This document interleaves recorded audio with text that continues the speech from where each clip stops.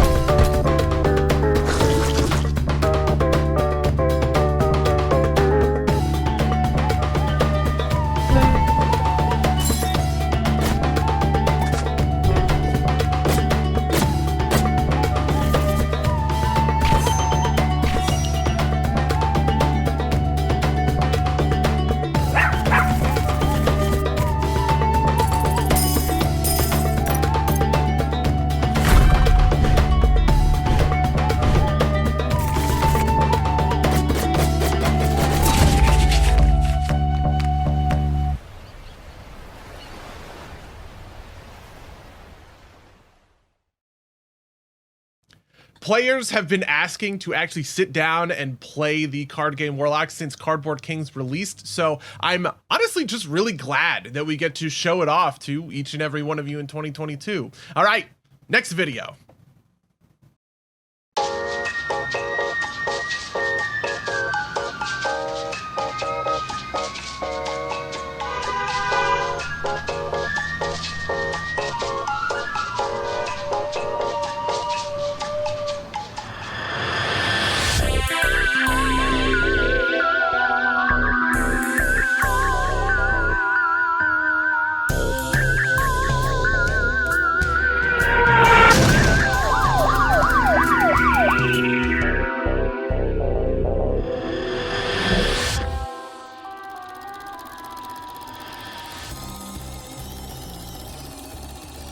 The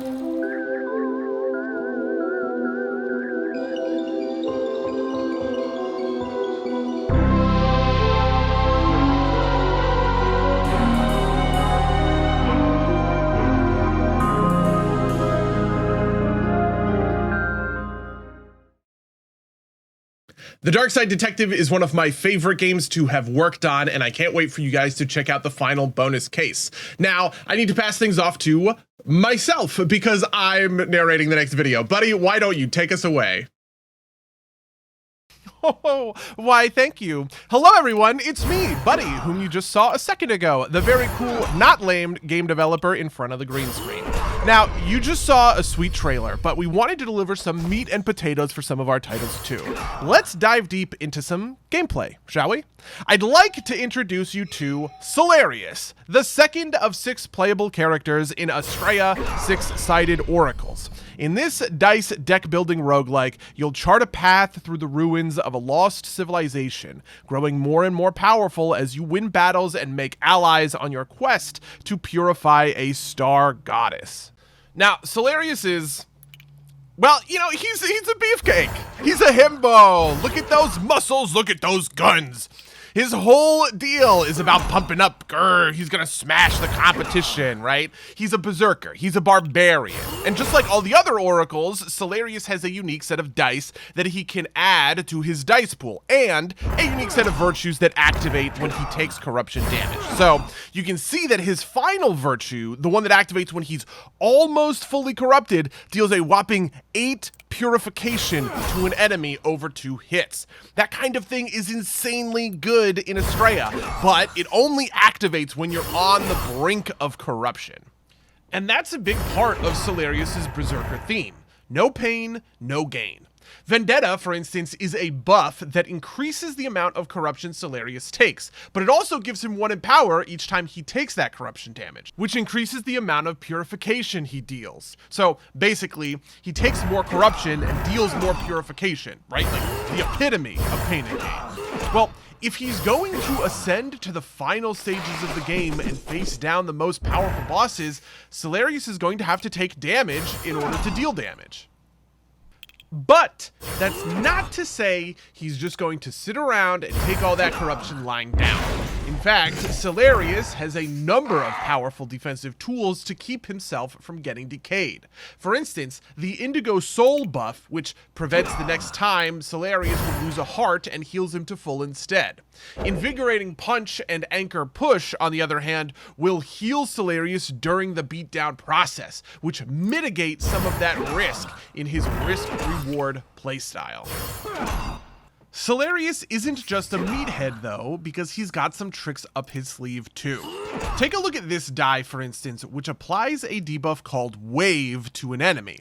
Wave is like a bomb, exploding the moment one of your foes is fully purified, and you can stack it higher and higher and higher, and then when it triggers, boom. The wave explodes and purifies all targets on the field for the amount of wave it had.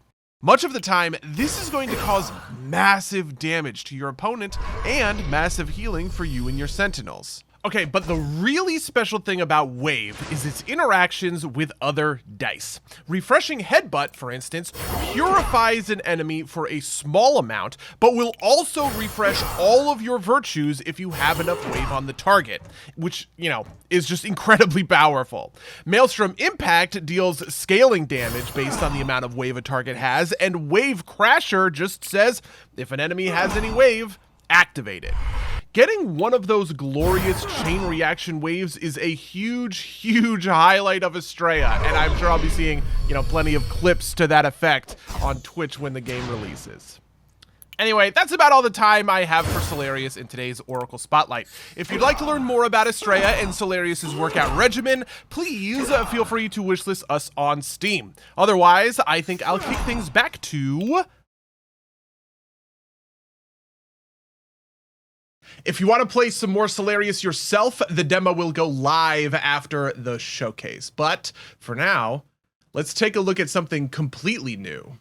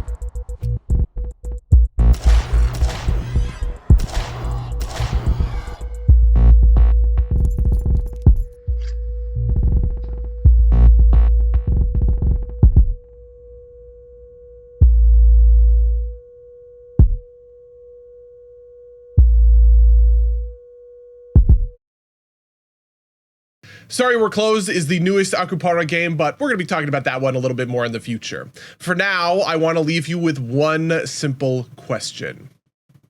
What fate a slug cat? A new world awaits. As the downpour arrives, a rebirth blossoms and thrives. New creatures, both predator and prey. Each one bearing new gifts and exploring unfamiliar lands. To survive alone is foolish. A pack has its place at the top of the food chain. Yet fresh challenges will make the expedition insurmountable. This ruined landscape, these viewless monstrosities, and undiscovered mysteries provide the slug cat new journeys, new companions, new hope. What fate a slug cat?